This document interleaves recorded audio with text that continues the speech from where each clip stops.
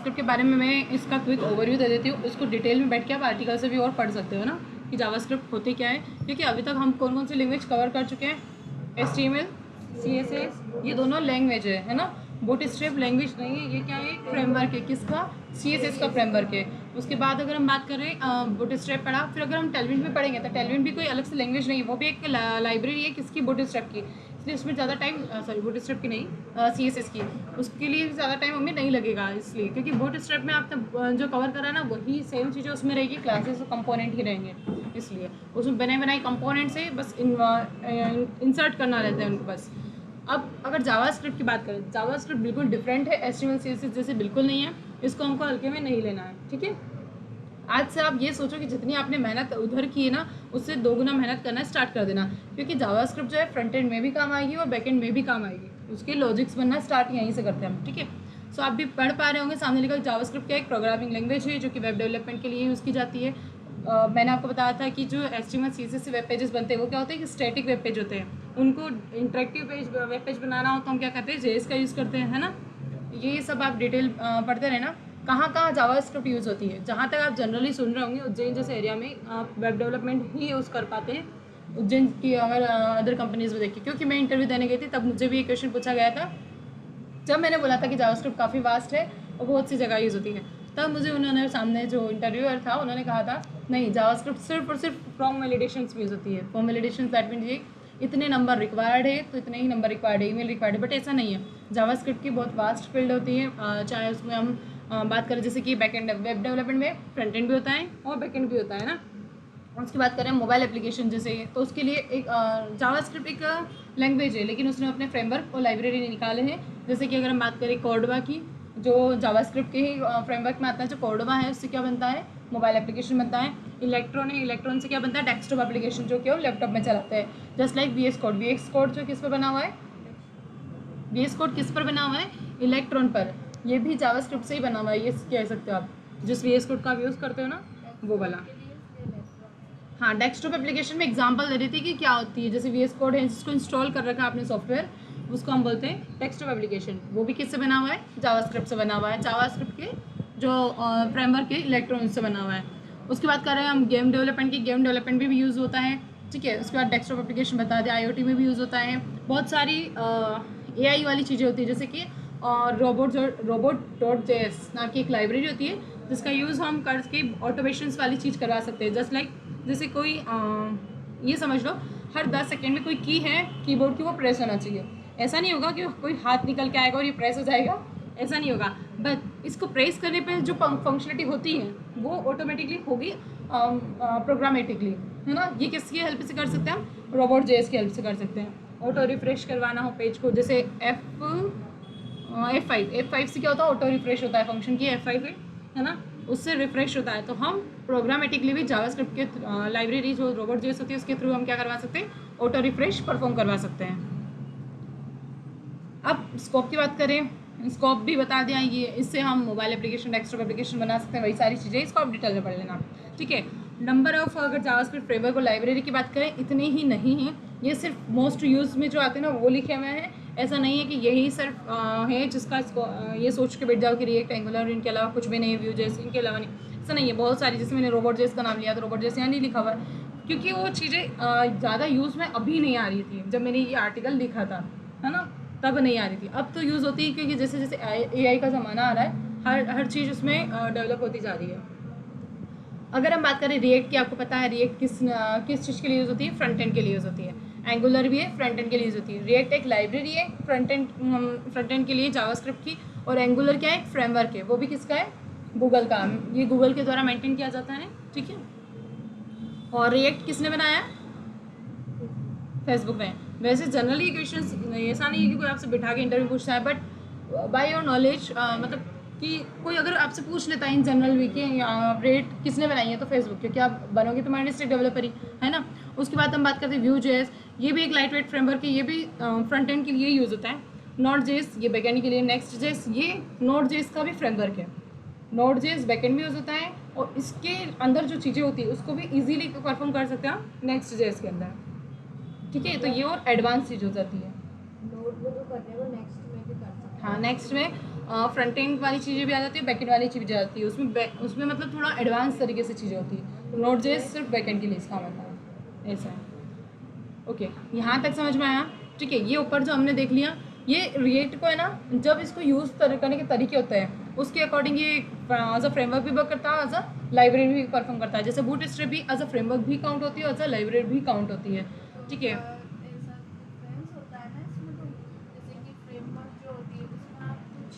ऐसा है कि जो वर्जन आए थे ना, अपग्रेडेड वर्जन, उसके अकॉर्डिंग कुछ रूल्स बन गए थे, इसकी वजह से उनको फ्रेमवर्क में भी काउंट करने लग गए थे, लेकिन वो एज अ लाइब्रेरी भी यूज़ हो जाती है।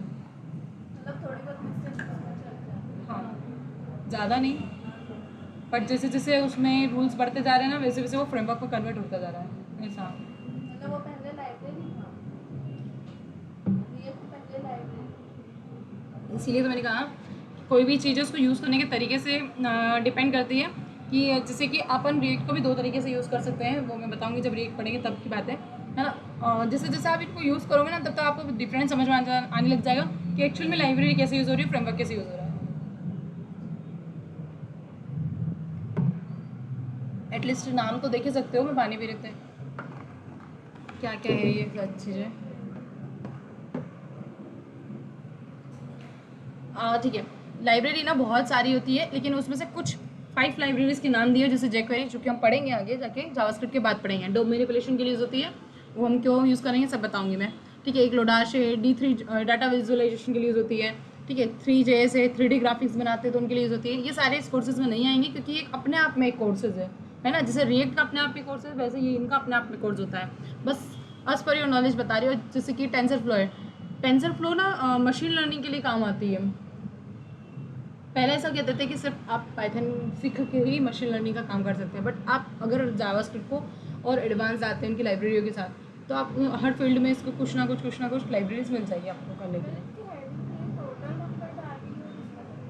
क्या आ रही है? अरे वो हेडिंग गलत है, नंबर ऑफ जावास्क्रिप्ट में बता दो रही। यहाँ पर नीचे देखो ना, जावास्क्रिप्ट 1000 लिखा है ना वहाँ पर भी, और मैं खुद भी तो बता रही हूँ। उस पर ऐसा नहीं है कि पूरी तरह से नोट्स पे डिपेंड हो जाओ। वो टोटल नंबर ऑफ मैंने सोचा था डालने के लिए, लेकिन जब मैं डालने बैठी थी ना, तो इतनी डालने मैंने सोचा जावास्क्रिप्ट पीछे छूट जाएगी और यही हो जाए, इसलिए क्विक ओवरव्यू देने के लिए रखा है मैंने इसको। ये difference between library and framework आप बैठ के अच्छे से पढ़ना, पहले भी बताया मैंने। मोस्ट कॉमन यूज़ केस भी अभी ऊपर से बताया, वही चीज़ है, mobile, desktop, back and, front end. ठीक है, उसके बाद फिर प्रोज एंड कॉन्स की बात करते हैं, ये भी आप बैठ के पढ़ सकते हो, क्योंकि ये बहुत स्टैटिक चीज़ें हैं जिसको आप पढ़ के ही समझ जाओगे, इसलिए मैं इन पर टाइम वेस्ट नहीं कर रही हूँ ना। हाँ, ये सारी चीज़ें आप बैठ के पढ़ लेना। फ्यूचर स्कोप क्या हो सकता है जावास्क्रिप्ट का, ये सारी चीज़ें पढ़ लेना। मैं इसका लिंक डाल देती ग्रुप में।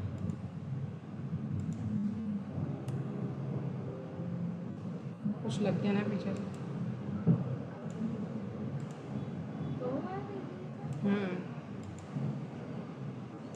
डिलीट नहीं हो रही है। ओके, वो अपडेट, वो इंटरनेट मीटिंग से लेफ्ट हो क्या मैं? ठीक है, तो हम नेक्स्ट वाले पे चलते हैं, हमारे फर्स्ट टॉपिक पे, जावास्क्रिप्ट के लिए। सब रेडी हो ना? कोई डर तो नहीं लग रहा है कि बहुत बड़ी चीज़ पढ़ने वाले? अरे ये तो अभी हाल पढ़ा ना अपन ने, फिर से आ गया इसमें। नेक्स्ट है, ओके, फर्स्ट वाले पे क्लिक कर देना। ठीक है, इसके पहले एक और चीज़ आएगी, वो नहीं है क्या इसमें? एक मिनट, स्टार्ट करते हैं फर्स्ट। अब फर्स्ट टॉपिक हमारा जावास्क्रिप्ट वेरिएबल्स, सबसे इनिशियल लेवल का टॉपिक है। इंट्रोडक्शन के बाद अगर हम देखते हैं वेरिएबल्स होते क्या हैं। सपोज जैसे कि बॉटल है, ठीक है, इस बॉटल के अंदर पानी रख रहे हैं, कैसे भर रहे हैं हम पानी, जब बॉटल के अंदर क्या है, स्पेस है। ठीक है, जैसे सपोज ये रूम है, इस रूम के अंदर हम एक एज अ वैल्यू कंसिडर कर लो कि हम इस रूम, ये रूम एक पूरा ब्लैंक था, इसके अंदर हम एज अ वैल्यू कंसिडर कर लिए। वैसे ही मोबाइल फ़ोन की मेमोरी की अगर बात करें, मोबाइल फ़ोन में भी क्या होता है, मेमोरीज में छोटे छोटे ब्लॉक्स होते हैं, उसके अंदर चीज़ें स्टोर होती है ना। इसका मतलब ये कि कोई भी एक ऐसा प्लेस जिसमें कुछ भी चीज़ रखने की जगह है ना। थोड़ा सा रियल वर्ड से इमेजिन करना, देन प्रोग्राम पे जाना, तो अच्छे से समझ में आएगा। जैसे कि आपको ये समझ में आना चाहिए, जैसे हाँ, सपोज ये एक डेस्क है, इस पर स्पेस है हर एक चीज़ को रखने की। ठीक है, हम चाहते हैं स्पेस पे क्या करें, ब्लॉक्स बना दें, वो होते हैं ना स्क्वायर बॉक्स, वो बना दें, और पर्टिकुलर स्क्वायर बॉक्स पे एक एक चीज़ें पुट कर दें, है ना। तो हम काउंट कर सकते हैं ना कि 3 नंबर पे हमने ये रखा है, 4 नंबर पे ये रखा है, 5th नंबर पे ये रखा है ना। इस तरह से मेमोरी में भी चीज़ें स्टोर होती है। अब हम बातें वापस से वेरिएबल पर। वेरिएबल भी क्या चीज़ है, एक कंटेनर है जिसके अंदर हम चीज़ों को स्टोर कर सकते हैं, ठीक है। कंटेनर सपोज समझ रहे, कुछ भी कंटेनर समझ रहे। हाँ, ऐसे कंसीडर करेंगे तो ज़्यादा। वेरिएबल मतलब ये कि कोई कंटेनर जिसके अंदर आप चीज़ों को स्टोर कर सकते हो, है ना। बस इतना समझना अभी के लिए, ठीक है। वेरिएबल्स को हम 3 वे में डिक्लेयर करेंगे। इन्होंने कीवर्ड्स नहीं दिए क्या, एक मिनट। इनके हिसाब से नहीं चलना है, ये कोर्स पूरा ही अलग टाइप से दे रखे ना, ठीक है। सब बताऊंगी ना आगे आगे, थोड़ा सा वो चलो, ठीक है। अब देखो वेरिएबल्स की अगर हम बात करें, वेरिएबल्स में हम नाम कुछ भी दे सकते हैं, जैसे कि स्टार्टिंग में बच्चे ऐसे ही रखते हैं, जैसे सौम्या इज इक्वल्स टू में गीतिका, इस तरह से रखेंगे, ऐसा नहीं रखना है। कैसे नाम रखेंगे हम, वेरिएबल्स में नाम डिक्लेयर करेंगे तो नेम इक्वल्स टू पायल, क्योंकि नेम है, हमें पता चल रहा है कि नेम है, पायल ने एक नेम है ना। अगर मैंने लिख दिया एड्रेस इक्वल्स टू पायल, ये स्टोर तो हो जाएगा, पायल एड्रेस वाले उस ब्लॉक में जाके स्टोर तो हो जाएगा, बट क्या वो डेटा सही है, नहीं है ना। तो बस इसी तरह से हमें एक की देनी होगी, उसके एक वैल्यू दे रहे हैं हम, है ना। जो ये अगर हम नाम दे रहे हैं, यही क्या है, वेरिएबल्स है। जैसे मैंने लिखा नेम इक्वल्स टू में पायल, तो नेम क्या है, वेरिएबल है। मैंने लिखा एड्रेस इक्वल्स टू में उज्जैन, तो एड्रेस क्या है, वेरिएबल है। मैंने लिखा DOB date of birth equals to में दिस, तो DOB क्या है हमारा, वेरिएबल है। हाँ, लेकिन मैं इसलिए बता रही हूँ कि आप लोग ऐसा मत समझना कि लेट, वर और कॉन्स्ट जो मैं आगे बताने वाली हूँ वो एक वेरिएबल है, वो एक वेरिएबल नहीं है। बच्चे यही कंफ्यूज होते हैं और यही गलती है। वेरिएबल्स क्या है, जो मैंने बताया अभी, नेम एड्रेस और ये सारे वेरिएबल्स है, जो कि आप कुछ भी दे सकते हो, रिलेटेबल देना चाहिए बस, है ना। इनको बनाने के लिए, क्योंकि आप खाली नेम लिख देखोगे और इक्वल्स टू पायल लिखोगे, वो ऐसे दिख रहा है, बट वो ऐसे वेरिएबल नहीं कहलाएगा। वेरिएबल में कब कहलाएगा, जब उनके आगे 3 कीवर्ड्स होंगे। कौन कौन से कीवर्ड्स, लेट, वर और कॉन्स्ट, ठीक है, जो कि आप सामने भी स्पेलिंग्स देख पा रहे होंगे, लेट, वर और कॉन्स्ट, है ना। लेट, वर, कॉन्स्ट। अब 1 बाय 1 इनमें डिफरेंस समझते हैं। लेट, वर और कॉन्स्ट क्या है, एक्चुअल में कीवर्ड्स है। क्या है, कीवर्ड्स है। किस काम में आते हैं ये कीवर्ड्स, वेरिएबल्स को डिक्लेयर करने के लिए, ठीक है।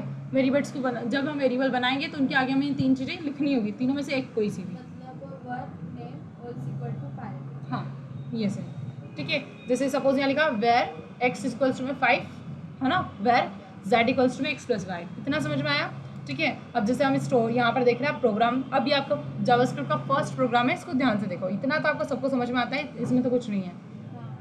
HTML है, सबको आ रहा है ना, ओके। स्क्रिप्ट टैग लगाते हैं हम जावास्क्रिप्ट को लिखने के लिए, ठीक है।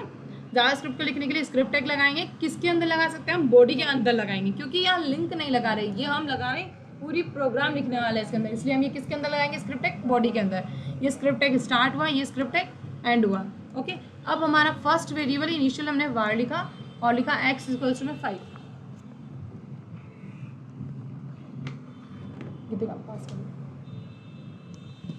ठीक है।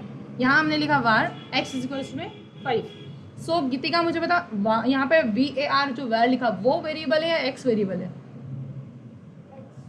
ओके। var क्या है, हमारी वेरिएबल के अंदर वैल्यूज हैं, जो अभी आपको पता है कि नाम लिख के रखते हैं, उसका यूज करेंगे डिफाइन करेंगे।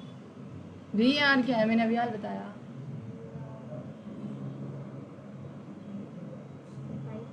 वेरिएबल में मतलब जो हमने 5 और 6 यूज कर रहा है, नंबर्स की वेरिएबल यूज करते हैं। var क्या है, यार वही है, जैसे इसको मतलब इसको बताने के लिए कि हम क्या यूज कर रहे हैं, कौन सा टाइप ऑफ फंक्शन यूज कर रहे हैं।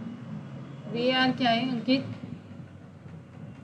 आप भी क्लास में ही हो, अरे सभी ऊपर से जा रहे हैं, सभी के नहीं आया। मैम वो आपने 3 चीज़ें बताई थी ना, VR, कॉस्ट और हाँ, इसका क्या नाम बताया था? उनको बोलते हैं हम कीवर्ड्स, अब याद रखना। मैं यही बोल रही हूँ कि बच्चे अक्सर यही कंफ्यूज होते हैं और आप भी यही कंफ्यूज हो रहे हो, और गीतिका ने तो उल्टा ही रिवर्स कर दिया कि एक्स में वैल्यू में स्टोर कर दी हुई यार। माई स्केल में चले गए, माई स्केल तो डेटा बेस, वो तो बैकेंड में काम आता है, ओके। फिर से ध्यान से देखो, वेरिएबल है और जो वर्ड var क्या है, मैं ना एक कांस्टेंट वो कीवर्ड है वेरिएबल के। एक बार मैं बोलती हूँ, फिर आप लोग थोड़ा सा 2 मिनट के लिए स्टॉप करके खुद से दिमाग में सोचना कि मैंने क्या बोला है। var और कॉन्स्ट एंड लेट, ये तीनों चीज़ें क्या है, कीवर्ड्स है, नॉट अ वेरिएबल, है ना। वेरिएबल्स के नेम क्या होते हैं, जैसे कि नेम, एड्रेस, सिटी, ये इस तरह से हम कुछ भी जो देते हैं वेयर के बाद या कौन्स के बाद जो लिखते हैं वो क्या होते हैं, वेरिएबल्स होते हैं। और इक्वल्स टू लगाने के बाद 1 2 3 अजय, पायल, जो भी एंड से जो हम वैल्यूज़ देने वाले हैं, ये सारी क्या है, वेरिएबल्स के अंदर स्टोर होने वाले वैल्यूज़ हैं। ओके, जैसे एक्स है, एक्स क्या एक वेरिएबल है और इक्वल्स टू 5 वैल्यू स्टोर हो रही है एक्स के अंदर, लेकिन उसके अंदर अगर वेयर लिखा है आगे तो वो क्या है, कीवर्ड है, जिसकी वजह से हम डिफाइन कर पा रहे हैं कि ये हमारा वेरिएबल है। खाली एक्स इक्वल्स टू 5 लिखेंगे तो वो नहीं कंसिडर करेगा। नेट और कांस्टेंट वो किसके कीवर्ड्स हैं? वो कीवर्ड्स है वेरिएबल्स बनाने के लिए। जावास्क्रिप्ट, ऑब्वियसली हम जावास्क्रिप्ट स्टार्ट कर चुके हैं। मुझे भी पता है जावास्क्रिप्ट के, बट वेरिएबल के कीवर्ड्स हैं। हाँ, ये कंप्यूटर जब प्रोग्राम रन होगा तब एक्स इक्वल्स टू 5 उसको नहीं पता क्या है, उसको हम वेर बताएंगे तो पहले से प्री डिफाइंड है ये कि अगर वेर के साथ कोई चीज़ लिखी है या कॉन्स के साथ कोई चीज़ लिखी है तो वो एक वेरिएबल होगा, है ना। ठीक है, अभी हम पढ़ेंगे डेटा टाइप्स भी, नंबर वगैरह सब मैं बताऊंगी। पहले जो मैं कह रही हूँ, जो मैंने कहा उसको फिर से रिकॉल करो अपने माइंड में, फिर मैं क्वेश्चन पूछूंगी। तब तक मैं एक फाइल बनाती हूँ आप लोगों को समझाने के लिए।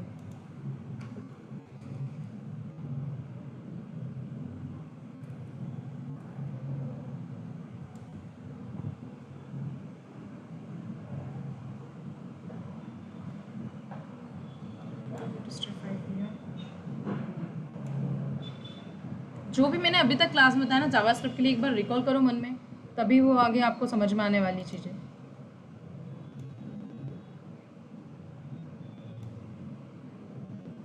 अंकित, मैं नेक्स्ट टाइम नहीं सुनूंगी, ऐसा है ना कि मुझे नहीं पता, आपको एफर्ट्स डालने हैं बस, ठीक है। नहीं समझ में आता है 10 बार पूछो उसी टाइम पर, जब मैं पूछ रही हूँ तब नहीं बोलोगे कि नहीं समझ में आया।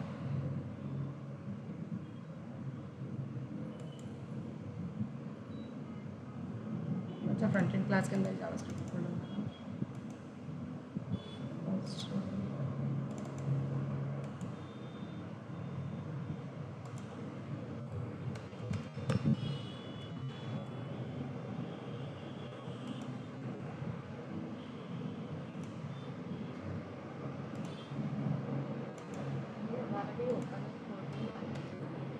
करते हैं, पहले वो उसको रिवाइज करो सौम्या, क्योंकि वो बहुत ज़रूरी चीज़ है, इसीलिए मैंने आज उठाई ताकि आपके 2 दिन की छुट्टियों में आप थोड़ा उसको बार बार देखोगे तो पता चल जाएगी चीज़ें।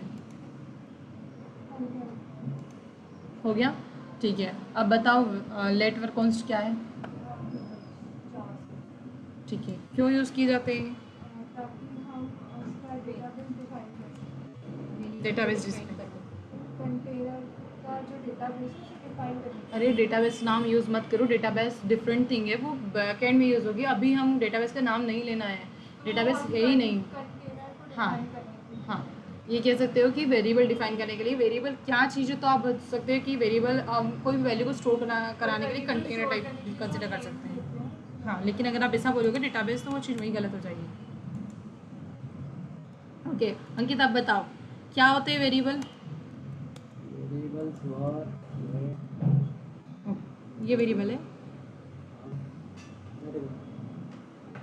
लेट वर्क कॉन्स्ट वेरिएबल नहीं है, क्या है ये, कीवर्ड्स किस चीज़ के लिए, वेरिएबल क्या के लिए, वेरिएबल्स वेरिएबल्स को डिफाइन करने के लिए। ठीक है, अब तो समझ में आया होगा आई थिंक सो सबको। मैं यहाँ पर कमेंट भी डाल देती हूँ ताकि आप लोगों को बता रहे हैं कि हम पढ़ क्या रहे हैं। लेट और कॉन्स्ट, ये 3 कीवर्ड्स हैं जो कि हम पढ़ने वाले हैं। And const, these are keywords. जब भी ये फाइल ओपन करोगे तो पता चल जाएगी। और ठीक, इतने में हिंट तो पता चली जाएगी आपको।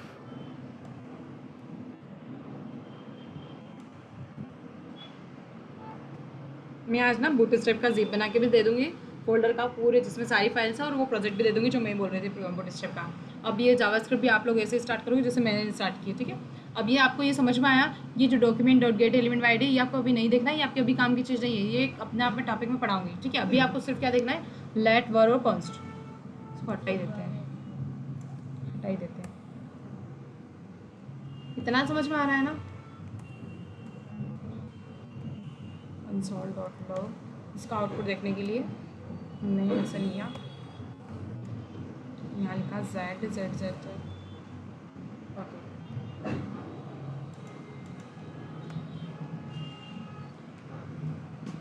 टर्मिनल जो कि अभी ओपन होने वाला है, उसके लिए हम कंट्रोल शिफ्ट और टिल्ड साइन प्रेस करते हैं VS कोड के अंदर आके। कंट्रोल शिफ्ट और टिल्ड देख लो अपने लैपटॉप में दिख रहा है टिल्ड, लैपटॉप में बटन पर देखना है। कंट्रोल शिफ्ट और टिल्ड दिख रहा है, टिल्ड ऐसे बना होगा, टिल्ड का साइन सोया हुआ एस दिख रहा है। हाँ हाँ, स्कैप के नीचे दिख रहा है। कंट्रोल शिफ्ट और टिल्ड अगर प्रेस करते हैं तो देखो इस तरह से टर्मिनल ओपन हो जाएगा जो मेरे इसमें ओपन हुआ है, ठीक है। ओके, अब यहाँ पर हमने रन करना है मुझे।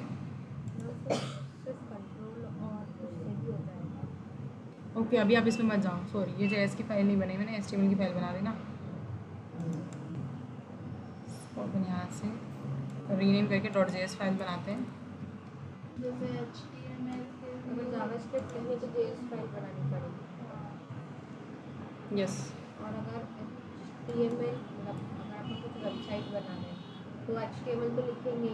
HTML लिखेंगे तो मैं सिर्फ एक समझाने के लिए आपको डायरेक्टली HTML ना बताते हुए अभी ऐसे बता रही हूँ, क्योंकि अभी आपको डोम बतानी है ना। डोम बताने के लिए पहले डोम आना चाहिए आपको, इसलिए मैं डायरेक्टली अभी इससे करवा रही हूँ बिना इस HTML के। कंसोल पर आउटपुट देख लेंगे बैकग्राउंड में, जैसे पूरा लैपटॉप भी आप बिना UI देखे भी एक्सेस कर सकते हो with the help of this black terminal, है ना। से ब्लैक स्क्रीन दिखती है जो हैकर्स और ये यूज़ करते हैं, आप देखते होंगे वो सारी चीज़ें से, वो ऐसे ग्राफिकल यूज़ नहीं करते। वैसे हम अभी ग्राफिकल थोड़ा बाद में जाएंगे, पहले थोड़ा सा बैक एंड टाइप्स पढ़ लेते हैं इसको, ठीक है।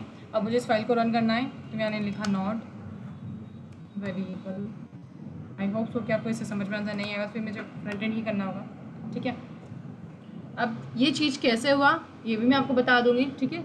अभी सबसे पहले आपको सिर्फ इतना देखना है क्या किया हमने यहाँ पर।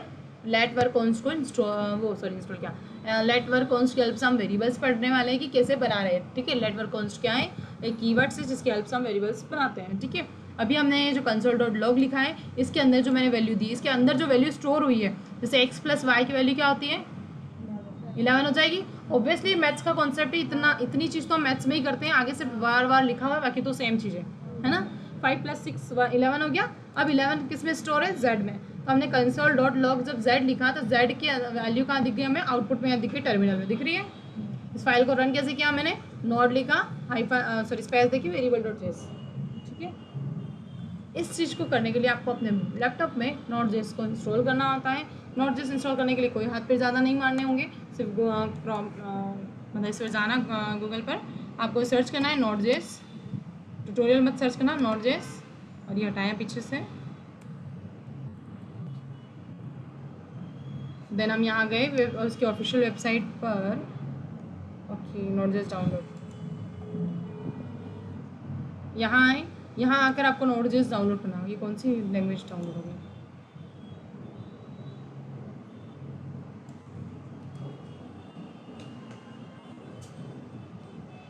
ठीक है। Node.js इंस्टॉल लिखा है, यहाँ आ गए हम डायरेक्टली। ये हमारा एक इंटरफेस ओपन हो गया है, यहाँ पर हमें दिख रहा है कि हमें किसके लिए चाहिए। हम ऑब्वियसली विंडोज़ इंस्टॉल कर रहे हैं और LTS वर्जन ही यूज़ करते हैं हम, तो LTS वर्जन यूज़ कर लेंगे। हम चाहे तो करंट वर्जन भी यूज़ कर सकते हैं, हम चाहे तो LTS वर्जन भी यूज़ कर सकते हैं, वो हमारे पर डिपेंड करता है, ठीक है। LTS ही यूज़ करेंगे, LTS ही करना। बस इंस्टॉल विंडोज़ ये मतलब सिलेक्ट करा वही ऑलरेडी, यहाँ जाना, देन विंडोज़ इंस्टॉल MSI और ये ज़ेप दोनों दिया हुआ है। एक मिनट, वहाँ पर मत करना, सॉरी कोड से मत करना, यहीं से हो जाएगा डायरेक्टली। 64 बिट आर्किटेक्चर है आपका, ऑलरेडी यही सिलेक्टेड रहेगा, कुछ नहीं, बस डायरेक्ट इंस्टॉल कर देना है MSI का, ठीक है। कुछ भी सिलेक्ट नहीं करना, डायरेक्ट विंडोज इंस्टॉलर सिलेक्ट कर दोगे तो हो जाएगा, ओके। मतलब वो जो आपने अभी यहाँ पे ऊपर प्रोसेस बताई थी वो करना ही, वो नहीं करना, वो टर्मिनल के लिए थी, मैं भूल गई थी। देखो ये मैंने डाउनलोड पे क्लिक किया, यहाँ पर दिख रहा है डाउनलोड हो गया, बट मैंने इसमें ऑलरेडी इंस्टॉल है, इसमें मैं इंस्टॉल नहीं कर रही थी, ओके। क्योंकि हो सकता है मेरे इसमें अभी थोड़ा सा ओल्ड वर्जन हो, और जैसे मैंने इंस्टॉल किया मेरे जो प्रोजेक्ट ऑलरेडी रनिंग है वो डिस्टर्ब हो जाएंगे मेरे, है ना। इसलिए मैं अभी इंस्टॉल नहीं कर रही हूँ। आप लोगों को बस ऐसे ही करना है इंस्टॉल करके, और ये हो जाएगा। बस इंस्टॉल करके रखना है, क्या इंस्टॉल करने के बाद कुछ नहीं करना है, इंस्टॉल कर डाउनलोड करना है, ये डाउनलोड हुआ इधर इंस्टॉल कर देना। इंस्टॉल पता है ना, जैसे VS कोड इंस्टॉल किया था बस वैसे इंस्टॉल करना है, ठीक है। ठीक है। तो इसको वो मतलब उसी फोल्डर में कुछ नहीं है, डाउनलोड किया कहीं पे भी इंस्टॉल हो जाएगा, C ड्राइव में जाएगा डायरेक्टली। इंस्टॉल करते टाइम नेक्स्ट नेक्स्ट नेक्स्ट कर देना, हो जाएगा, खत्म। इसके अलावा कुछ भी नहीं करना है। उसके बाद फिर डायरेक्ट VS कोड पे आना, अपनी फाइल को इस तरह से रन कर लेना। अच्छा, यहाँ तक समझ में आया? एक सेकंड, बोलो। आप उस कोड पे जाओ। ये यहाँ पे ना जैसे नोट डाल के और फिर आप ये जो जिस नाम की फाइल बनाई है बस उसको वो डाल दो, एक्सटेंशन डॉट जेएस होना चाहिए। हाँ ठीक है, अब जैसे मैं यहाँ और वेरिएबल्स बनाती हूँ, सपोज मैंने लिखा वर और हमने Name? अभी कुछ भी नहीं लगाया है, कहाँ कुछ भी लगाया? बॉडी टैग या फिर वो- नहीं, क्योंकि ये डॉट जेएस की फाइल है, इसमें HTML नहीं लिखी जाती है। HTML की फाइल में हम स्क्रिप्ट टैग लगा के जेएस लिख सकते हैं, बट ऐसा कोई रूल नहीं है कि जेएस की फाइल में हम HTML टैग लिख दें। हम जब तक कि हम उसको डायनेमिकली HTML को नहीं शो करवा रहे तब तक नहीं। अभी के लिए उन चीज़ों में मत घुसो आप, अभी सिर्फ वेरिएबल पर ध्यान दो, क्योंकि अभी इसके अंदर HTML डायरेक्ट नहीं लिखा है। आप सोचो कि यहाँ पर मैं डायरेक्ट H1 टैग लगा के यहाँ लिख दूँ ना, ये नहीं चलेगा कुछ भी। यहाँ लगा दो, देखो वो अगर यहाँ लिख भी दूँगी ना तो कोई मतलब नहीं उस चीज़ का, है ना। हाँ, नहीं मैं ये पूछ रही हूँ कि यहाँ पे कोई टैग यूज नहीं किया फिर भी वो चल रही है, तो ऐसे तो चल जाएगी ना। क्योंकि बैकएंड चल रहा है, जब तक कि हम फ्रंट एंड के लिए कुछ टैग नहीं लिखेंगे तब तक हम ब्राउज़र पे आउटपुट नहीं देख पाएंगे। ठीक है, अभी समझ में आया। हाँ ठीक है, अगर आपको ऐसे रन करके देखना भी है ना तो दिखा देती हूँ मैं। ओपन विथ का है ये रहा।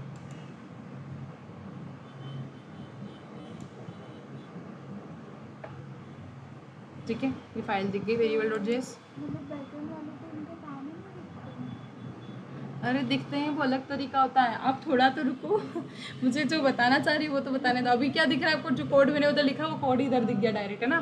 कोई आउटपुट नहीं दिख रहा है ना। अभी यहाँ पर कंसोल डॉट लॉग, अभी यहाँ पर देखोगे तो भी यहाँ पे कुछ भी नहीं दिख रहा है ना। अभी तक सिर्फ हमने डायरेक्टली उधर रन किया है। आप रुको थोड़ा, मैं यूआई से और सारा बताऊँगी।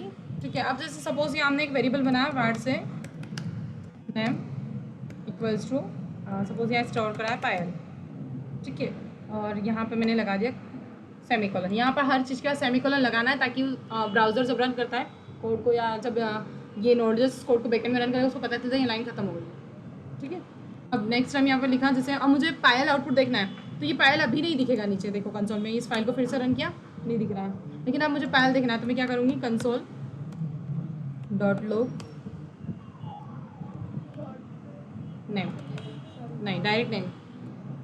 ओके, ये नेम नहीं कंसिडर करा क्योंकि यहाँ पर एक प्री डिफाइंड कीवर्ड्स होते हैं जिसकी वजह से हम इसको कीवर्ड में नहीं बना सकते हैं। ओके, देखो वो कट रहा था ना, इसका मतलब वो कंसीडर नहीं कर रहा था, उसको एक्सेप्ट नहीं कर। जब भी आपके बेस कोड में ऐसी लाइन्स आ जाए मतलब समझ लेना उसको ये वेरिएबल नेम में एक्सेप्ट नहीं कर रहा है। हो सकता है कहीं प्री डिफाइंड नेम नाम से कीवर्ड होगा इनके पास, तो इसलिए नहीं चल रहा है। अब आ गया पायल, है ना। इसी तरह से मैंने अगर यहाँ पर बनाया लेट के साथ लिखा सिटी, सिटी में लिख दिया उज्जैन। अलग अलग क्यों चूज किया, हर बार अलग बताऊंगी ना, दोनों में तीनों में डिफरेंस है ना, तीनों को यूज़ करने में डिफरेंस है, बताऊंगी कि क्या डिफरेंस है। अब मैं चाहूँ तो यहीं पर कोमा करके उज्जैन भी सॉरी उज्जैन नहीं, सिटी लिख सकती हूँ। ठीक है, लेकिन इसमें गड़बड़ आएगी क्योंकि हमने वेरिएबल नीचे डिफाइन किया और सिटी यूज़ पहले कर लिया, है ना। आगे गड़बड़, यहाँ लिखा हुआ कि आप पढ़ो, इंग्लिश तो सबको पढ़ना आती है, रेफरेंस एरर पढ़ो, एरर पढ़ना सीखो धीरे धीरे।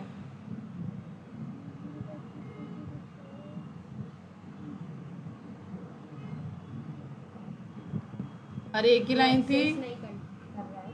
हाँ, उसने बोला can not access city before initialisation, क्योंकि हमने सिटी 9 नंबर पे यूज़ कर लिया और 10 नंबर पे उसको इनिशलाइज कर रहे हैं ना। अब ये अगर मैं इसको उठाती हूँ और इसको नीचे डाला, अब ये एरर नहीं आएगी। क्यों? क्योंकि हमने दोनों वेरिएबल्स पहले डिफाइन कर दिए और एक्सेस बाद में किया। आ गया पायल उज्जैन, है ना। अब ये यहाँ चाहूँ तो यहाँ पर भी डिफाइन कर सकती हूँ, बस यहाँ पर मैं सिटी हटा दूँगी क्योंकि सिटी यूज़ नहीं कर रहे हम। अगर अलग अलग आ गया, अलग अलग आ गया, नीचे दिख रहा है ये 11 पायल उज्जैन। अब देखो क्यों आया अब। क्योंकि ऊपर आपने केवल पायल के लिए दिया है और नीचे पायल मतलब वो दोनों के लिए दिया उज्जैन, तो ये कंफ्यूजन हर बार। ये आउटपुट देखने के लिए, अगर आउटपुट देखना चाहते हो आपकी जो हमने कोड लिखा है उसका कोई आउटपुट देखना है तो कंसोल डॉट लॉग करके उस वेरिएबल में आई। आउटपुट मतलब क्या, वेरिएबल में क्या स्टोर करवाया आपने वो देखना है, तो कि मेमोरी में उसमें स्टोर क्या है, उस कंटेनर में क्या वैल्यू गई है। ठीक है, अब डायरेक्टली आपने यहाँ स्टोर कर दी पर आपको नहीं समझ में आ रहा है कि स्टोर हुई या नहीं हुई, तो आप ऐसे कंसोल डॉट लॉग करके यहाँ पर देख सकते हो कि स्टोर हो चुकी है। ठीक है, इतना क्लियर है। एक और वेरिएबल बनाते हैं हम कॉन्स्ट का, हाँ चेक करने के लिए। अगर आपका यहाँ पर पावर शेल ना चले ना, तो कोई एरर दे रहा हो तो डायरेक्ट कमांड प्रॉम्प्ट सिलेक्ट करना, कमांड प्रॉम्प्ट से भी चल जाएगी चीज़ें। कोशिश करना कमांड प्रॉम्प्ट में चलाओ। ठीक है, बताऊंगी बाद में, पहले यहाँ आप टॉपिक से मत भटको। टॉपिक्स मत रखो, क्योंकि अगर ऐसे पढ़ेंगे ना तो पढ़ाना मुश्किल हो जाएगा बैकएंड के लिए। बहुत सारी चीज़ें होती हैं इसमें पढ़ने के लिए। पावर शेल और CMD अपने आप में एक चीज़ है। पावर शेल पूरे इसको कंट्रोल करेगा, एडमिनिस्ट्रेटर कंट्रोल होता है पावर शेल के पास, इसलिए वो सारी चीज़ें चेक करता है। लेकिन CMD जो होता है वो उसके पास सारी परमिशंस नहीं होती, लेकिन वो फिर भी इन चीज़ों को एक्सेस कर देता है। समझ रहे हो? सिक्योरिटी चेक करता है पावर शेल, लेकिन CMD नहीं करता है, ठीक है? क्योंकि सबके इसमें एरर नहीं आ गया, कुछ एक आध के इसमें सिक्योर वो होता है ना, हम डालते हैं सॉफ्टवेयर इंस्टॉल करते हैं, वो दूसरे क्या बोलते हैं यार, ठीक है, वो सॉफ्टवेयर्स की वजह से वो पावर शेल को नहीं रन करने देता फाइल, हाँ। इसीलिए अभी हम वापस से हम वेरिएबल्स पे आते हैं, क्योंकि हमको ये आज टॉपिक थोड़ा सा पढ़ना चाहिए, तभी मैं कल थोड़ा डीप में जा पाऊँगी इसको। क्या इतना समझ में आ रहा है कि हम वेरिएबल कैसे क्रिएट करें? एक कॉन्स्ट के साथ भी करते हैं। और आपने वर, लेट, कॉन्स्ट अलग अलग के यूज़ करते हो?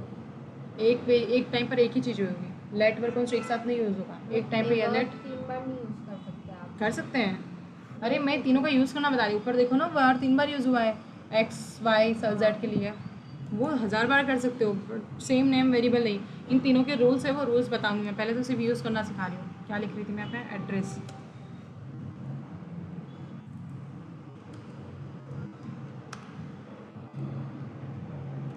एड्रेस जैसे लिख दिया, हाँ ठीक है, मध्य प्रदेश डाल देते हैं के लिए, ठीक है, छोड़ो जो भी इसका लिखा गलत हो गई। अब यहाँ लगाया मैंने सेमीकोलन। अब इसको मुझे एड्रेस को भी स्टोर करवाना है, ठीक है। अब मैं इसको ही ले लेती हूँ, तीनों चीज़ें एक साथ भी आ जाएगी, और चाहो तो अपन अलग अलग भी ले सकते हैं, वो अपने ऊपर डिपेंड करता है।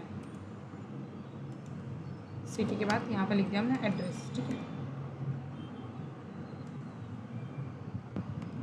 नॉट वेरिएबल डॉट आ गया है ना? अब ये समझ में आया कि वेरिएबल क्या होते हैं, कीवर्ड्स क्या होते हैं, ठीक है, और कंसोल डॉट लॉग का क्या काम है, इतना तो समझ में आया कम से कम, है ना? इसमें किसी को कोई डाउट है? अंकित, कोई डाउट है? ठीक है, हम ना वार, कॉन्स्ट और लेट इन तीनों के डिफरेंस पे भी जाएंगे। बस अभी आज वेरिएबल क्रिएट करना समझ में आया आपको। लेट, वार, कॉन्स्ट में मैं आपको वार का बता देती हूँ। वार को आप देखो, ये जैसे दिख रहा है वाई, आप वार नाम से एक और नीचे ही जस्ट इसके नीचे भी वाई वापस से बना सकते हो। यहाँ पर बनाया, ठीक है, same as it is. Value हम अलग चाहें तो अलग स्टोर कर देते हैं, ठीक है। वार इस चीज़ को अलाउ करता है कि आप सेम नाम के 2 वेरिएबल्स बना सकते हो, है ना? अरे मतलब कितने भी बना सकते हो, अनलिमिटेड बना सकते हो सेम नाम से। लेकिन वही अगर हम लेट की बात करें तो बार बार ये जो वेरिएबल लिखा, जैसे हमने यहाँ पर लिखा वेर और उसके बाद y=6, देन वापस लिख दिया वेर y=6, क्योंकि जो लेट है इस चीज़ को अलाउ नहीं करता है कि let city equals to Ujjain, वहीं वापस हमने लिख दिया let city equals to Nagda. इस तरह से नहीं होगा। इसमें रीअसाइन पॉसिबल है, लेकिन रीडिक्लेरेशन पॉसिबल नहीं है, री इनिशलाइजेशन पॉसिबल नहीं है। मतलब मैं यहाँ पर let city equals to Ujjain लिख रही हूँ, है ना? अगर ये छोटी मोटी चीज़ों में चल भी जाएगा तो आपके बड़े प्रोग्राम्स में एरर देगा, बड़ी फाइल्स जो होती है उसमें। देखो वेर में हम री इनिशलाइजेशन कर सकते हैं, है ना? इनिशलाइजेशन मतलब कि स्टार्ट करना, y= में ये, y= में ये, बार के साथ लिखा है, लेकिन लेट के साथ हम नहीं कर सकते। अगर मुझे लेट में इंस्टॉल करवाना है, सिटी की वैल्यू को चेंज करना है, तो मैंने नेक्स्ट लाइन में लिख दिया सिटी इक्वल्स टू इंदौर। ये ऐसे अलाउ कर रहा है, लेकिन वैसे अलाउ नहीं करेगा। अभी रन करके देखते हैं इसको। अभी देखो पहली लाइन में 11th लाइन में सिटी की वैल्यू उज्जैन है, वो पहली बार में उज्जैन रीड करेगा, लेकिन जैसे ही 12th नंबर पे आएगा सिटी की वैल्यू उसमें इंदौर चली जाएगी, है ना? अब उज्जैन नहीं रहेगी। फिर हमने जब 13 नंबर की लाइन पे सिटी जब लिखा है कंसोल डॉट लॉग करके, तो सिटी में क्या आएगा, उज्जैन आते हैं, वो क्या शो होगा हमें, इंदौर शो होगा। हो रहा है क्या? सभी को दिख रहा है? एक बार ऊपर कोड देखो और जो मैंने बताया वो देखो, थोड़ा सा उसको रिकॉल करो चीज़ों को सारी। आपने वापस से लेट क्यों नहीं लिखा जब सिटी लिखा तो? वही तो बोल रही हूँ मैं, वेर अलाउ करता है, लेट अलाउ नहीं करता है। इन टर्म्स को बोला जाता है, पहली बार जब हम लिख रहे हैं तो रीइनिशलाइज टर्म सुनो, एक होता है री इनिशलाइजेशन। इनिशलाइजेशन जैसे मतलब पहली बार जो वेरिएबल बनाया, ठीक है। इनिशलाइजेशन मतलब समझ रहे हो, वेरिएबल्स को फर्स्ट टाइम बनाना, लेकिन उसको रीअसाइन मतलब कि वैल्यू को, जैसे एक बार वैल्यू दे दी है हमने उज्जैन, अब नीचे लाइन में मैंने उसको रीअसाइन करा वैल्यू को, मतलब इंदौर दिया है, मैं वापस से उसमें 10 बार भी अगर रीअसाइन करूँगा तो 10 बार भी कर सकती हूँ, लेकिन फिर से मैं लेट सिटी इक्वल्स में नहीं बना सकती, reinitialise same keyword same variable को नहीं कर सकती with the help of let keyword. अब वेयर और लेट में थोड़ा सा डिफरेंस समझ में आया? हाँ। अब पूछो गीतिका क्या हुआ? मैं ये पूछ रही थी कि इसमें उज्जैन को इग्नोर करके गौर करना चाहते हैं। यही बता रही हूँ मैं, लाइन बाय लाइन कोरिलेट करता है। तो फर्स्ट लाइन में था सिटी उज्जैन, जब वो उस टाइम पे तो सिटी उज्जैन था, लेकिन हमने कंसोल 13 नंबर लाइन पे किया है। जब तक कि वो कंसोल के पास पहुँचता 12 नंबर पे हमने उसको रीअसाइन कर दी वैल्यू को। तो जैसे अगर हम इसके अभी इंदौर के नीचे भोपाल भोपाल डाल देते हैं तो फिर वो उज्जैन इंदौर दोनों को इग्नोर करते हैं। हाँ इग्नोर नहीं, एक्चुअली वो उसको रन करता है बैकग्राउंड में, और हमने जहाँ कंसोल किया आउटपुट में नहीं देता हाँ। कि उसमें रन कर रहा है। ठीक है, भोपाल लिख दिया, आउटपुट में भोपाल देगा। ठीक है, अगर आप यहाँ पे देवास लिख दोगे सिटी में,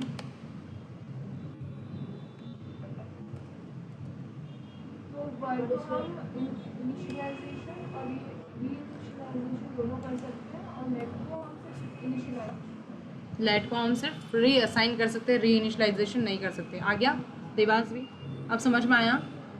लाइन बाय लाइन को रीड हो रहा है, इसलिए वो जैसे जहाँ कंसोल लिखा है उसके हिसाब। अब देखो अगर ये कंसोल सेम मैं ऊपर भी लिख देती हूँ, ठीक है, एक यहाँ पर मुझे इसी के बाद देखना है, मुझे 11th नंबर लाइन के बाद ही कंसोल देखना है ना, तो यहाँ पर मैं कंसोल लिखा। अब देखो अब यहाँ पहली बार में उज्जैन आ रहा है क्योंकि हमने कंसोल उज्जैन की जस्ट बात कर दिया है। जब नीचे रीड हुआ देवास तक आए हम 15 नंबर लाइन पे, जब 16 नंबर लाइन पे कंसोल किया तो देवास स्टोर हो गया उसमें। ठीक है, दैट मीन्स ये है एक पर्सन के सामने गुलाब जामुन रखे हुए थे, उसने गुलाब जामुन खाए जब तक कि उसको रसगुल्ले नहीं मिले। जैसे उसको रसगुल्ले मिले गुलाब जामुन बाय बाय, और रसगुल्ले उसको मिल गया। अब वो रसगुल्ले ही खाएगा, जब तक रसगुल्ले खाएगा जब तक कि उसको रसमलाई नहीं मिल रही है। ठीक है, समझ में आ रहा है? पर इसका मतलब ये तो नहीं हुआ कि उसने गुलाब जामुन खाए ही नहीं थे, है ना। उसको भले बाद में रसमलाई मिली है तीसरे नंबर पर, लेकिन उसने गुलाब जामुन भी खाए, रसगुल्ले भी खाए हैं। हिस्ट्री में ये सेव है कि वो दोनों खाएं, और अब वो रसमलाई खा रहे हैं। ठीक है, ऊपर से रीड करता है, तो हाँ। उसने रीड करा तो जो लास्ट वाला था वही रीड क्यों किया? मतलब वो उज्जैन ही क्यों नहीं आ रहा था उसको नेट में? मतलब जैसे आपने 4 सिटी लगाई उज्जैन इंदौर भोपाल देवास, तो उसने जो अपन लास्ट पे सिटी डाल रहे हैं। आपने मेरा एग्जाम्पल सुना ही नहीं है अभी, मतलब इसी के लिए मैंने एग्जाम्पल दिया ताकि आप कोडिंग से रिलेटेड हट के थोड़ा सा रियल लाइफ में भी सोचो। मैं क्या कह रही हूँ, सपोज आप एक पर्सन है, ठीक है, आपके सामने मैंने फर्स्ट टाइम गुलाब जामुन रखे, वैसे ही मैंने सिटी के सामने पहले उज्जैन रखा।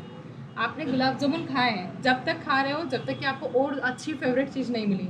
आपको फेवरेट चीज़ मिली, फिर बाद में गुलाब जामुन के बाद मिला आपको रसगुल्ले। आपने गुलाब जामुन को करा साइड में और आपने रसगुल्ले खाए।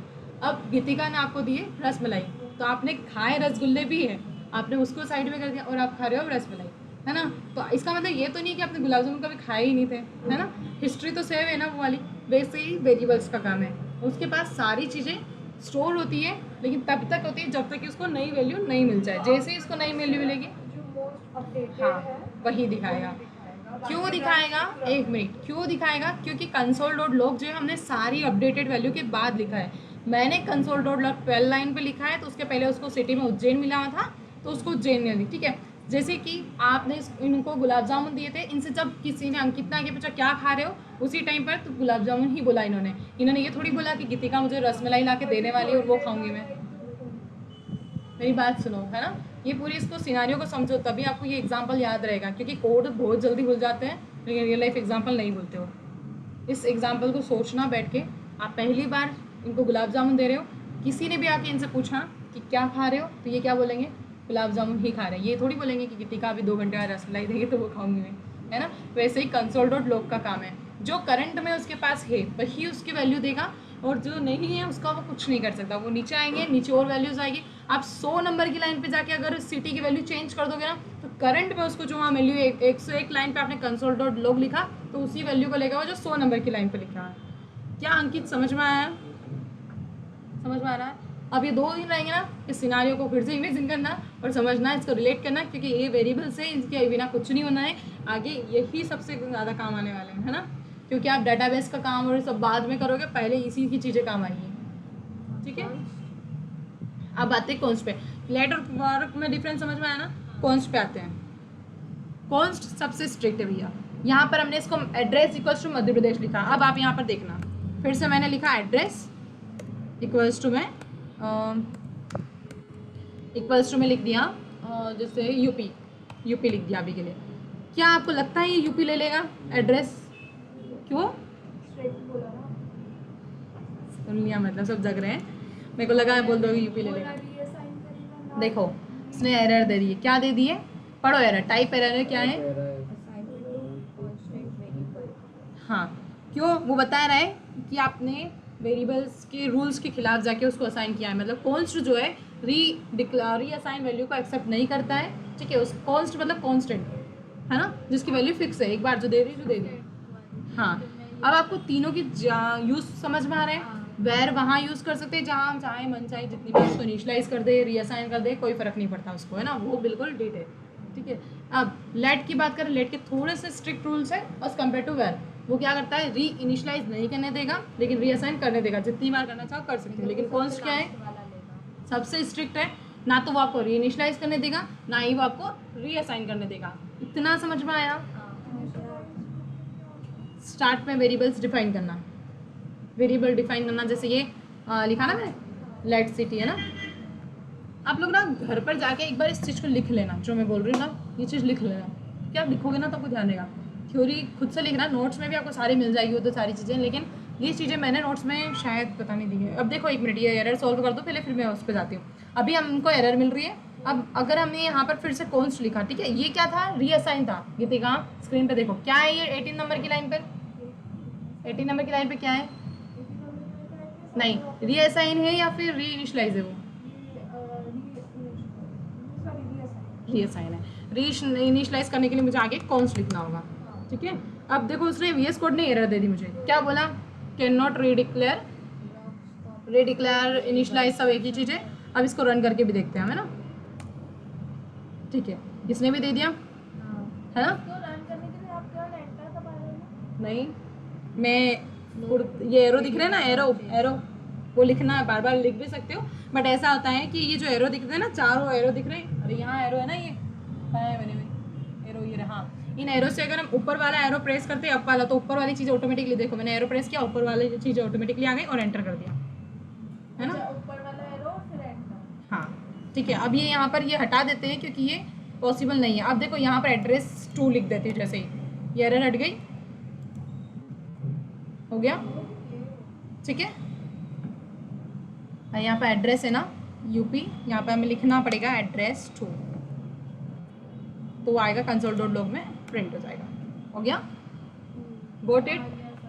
तो आज हमने क्या पढ़ा, जावास्क्रिप्ट में क्या कर सकते हैं, ये सारी चीज़ें मैंने पहले बता दी, लेकिन मैंने आपको दिए भी नोट्स, इसके लिए पढ़ लेना, है ना, ताकि आप जावास्क्रिप्ट से थोड़ा फेमिलियर हो और उसके इन्वायरमेंट में ढलना स्टार्ट हो जाओ। अब भूल जाओ कि आप डिज़ाइनिंग कर रहे हो, आप इंटरेक्शंस पे जा रहे हो, है ना, ठीक है। और आज फिर हमने क्या पढ़ा, उसके जस्ट बाद वेरिएबल्स पढ़े कि वेरिएबल्स होते क्या हैं। आप ये याद रखना कि वेरिएबल्स और कीवर्ड्स डिफरेंट होते हैं, कीवर्ड्स की हेल्प से ही हम वेरिएबल्स को बनाते हैं, ठीक है। कीवर्ड्स क्या होते हैं, वर, लेट और कॉन्स्ट, ठीक है। अब आप लोग एक एक करके मुझे डिफरेंस बताओगे कि वर, लेट और कॉन्स्ट में डिफरेंस क्या होता है, ठीक है। कौन कॉन्फिडेंसली बता सकता है, खुद ही बता दे, वर, लेट, कॉन्स्ट एक एक हुआ है ऐसा, ओके मैं नाम ले लेती हूँ, वर आप बताओ। कीवर्ड्स है जिससे अपन बार बार यूज कर सकते हैं, बार बार यूज़ कर सकते हैं, किस चीज़ के लिए, एक ही वैल्यू, हाँ एक ही वैल्यू के लिए भी कर सकते हैं, डिफरेंट वैल्यू भी कर सकते हैं, उसको री इनिशलाइज भी कर सकते हैं, री इनिशलाइज को हम री डिक्लेयर भी बोलते हैं, ठीक है। और ये ना वर्ड्स लिख दूंगी मैं, या फिर मैं ग्रुप पे नाम डाल दूंगी, री इनिशलाइज, री डिक्लेयर, और उसे नाम डाल दूंगी, लेकिन आप घर जाके एक बार खुद से लिखना, चीज़ें लिखना है। प्रैक्टिकल तो ठीक है, ये छोटी सी फाइल ही है, मैं दे दूंगी, लेकिन थोड़ा सा माइंड में वर्ड रहेंगे कि री इनिशलाइज बोलते हैं किसको, री डिक्लेयर बोलते हैं किसको, री असाइन बोलते हैं किसको, है ना। क्योंकि अधिकतर इंटरव्यू में फ्रेशर से क्वेश्चंस अगर पूछे जाते हैं ना, वो यही घूम जाते हैं कि कौन सा वाला री डिक्लेयर होता है, कौन सा री इनिशलाइज होता है ना। आपको फर्स्ट डे से ही क्वेश्चंस को देखना है कि क्या होता है। आप ना एक काम करना, जैसे नोट्स में सारे अवेलेबल भी दे देंगे। रीइनिशियलाइज लिखा है तो उसके बाद ना ऐसा थोड़ा सा टाइम लिख देना ताकि याद रहे। हाँ मैं दे दूंगी, ठीक है। अभी के लिए सुनो, बार आपने बता दिया री इनिशलाइजर, ठीक है। कॉन्स्ट में क्या कर सकते हैं गीतिका, कॉन्स्ट एक टाइप ऑफ कीवर्ड है जावास्क्रिप्ट में जो बहुत स्ट्रिक्ट रूल्स फॉलो करता है, वो ना रीइनिशियलाइज करता है, ना डिक्लेयर करता है, री डिक्लेयर इनिशलाइज एक ही होता है, रीअसाइन करता है, ठीक है। लेट को अपन वापस से लिख सकते हैं, लेकिन वो वैल्यू देखेगा जो सबसे लास्ट में दी होगी। वो तो सबके साथ है, आप कुछ और बता रहे हैं। वो वाली terms use करते हैं। लेट क्या यूज़ क्या है, जैसे इन्होंने कॉन्स्ट बताया, इन्होंने वेर बताया, वैसे बताओ। लेट कीवर्ड है जो कि अपन वेरिएबल को डिफाइन करने के लिए और डाटा को स्टोर करने के लिए यूज में करते हैं। और लेट भी हम उसमें कंफ्यूज हो रहे हैं। ओके, भी डिक्लेयर।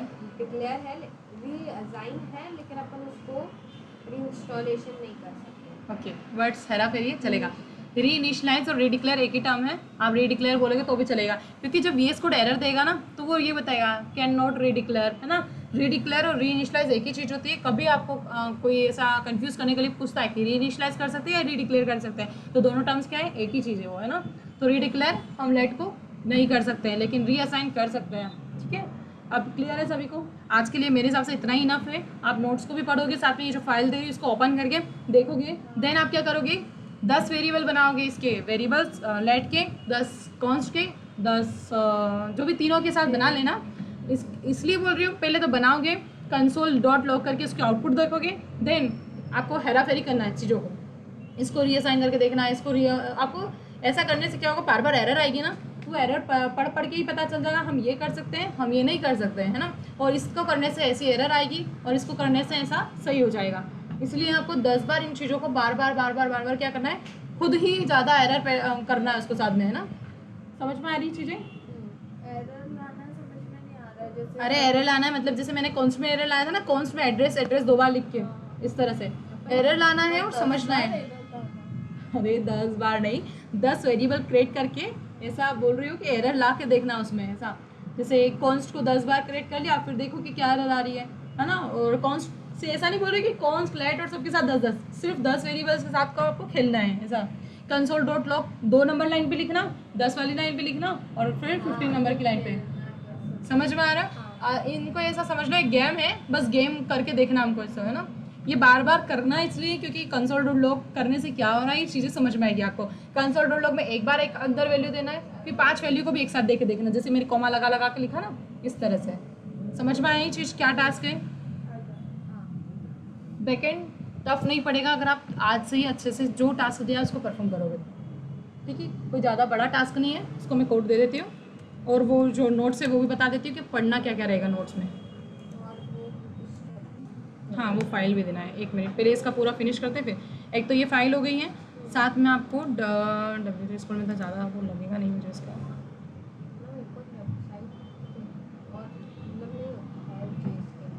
रुको, always declare variables always is calls should not be change. क्या ये लैंग्वेज समझ में आ रही है आपको।